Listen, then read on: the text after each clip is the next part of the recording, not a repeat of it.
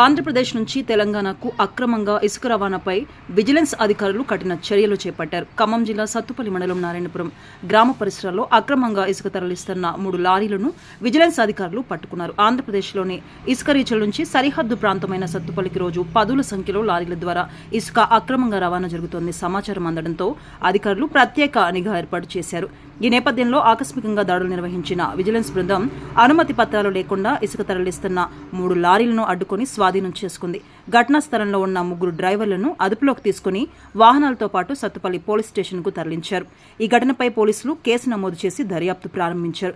అక్రమ ఇసుక రవాణాపై మరింత కఠిన చర్యలు తీసుకుంటామని, ఇందులో పాల్గొనే వారిపై చట్టపరమైన చర్యలు తప్పవని అధికారులు హెచ్చరించారు. అలాగే సరిహద్దు ప్రాంతాల్లో నిఘాను మరింత పెంచి ఇటువంటి అక్రమ కార్యకలాపాలను అరికట్టేందుకు ప్రత్యేక చర్యలు చేపడుతున్నట్లు వెల్లడించారు. అగ్గితోటి కడుగు ఈ సమాజ జీవోత్సవాన్ని మారదు లోకం, మారదు కాలం, దేవుడు దిగిరాని ఎవ్వరు ఏమైపోని, మారదు లోకం, మారదు కాలం. కాలిబాటు గమనానికి కాలిబాట దేనికి, కొర్రెదాటు మందకి నీ జ్ఞానబోధ దేనికి.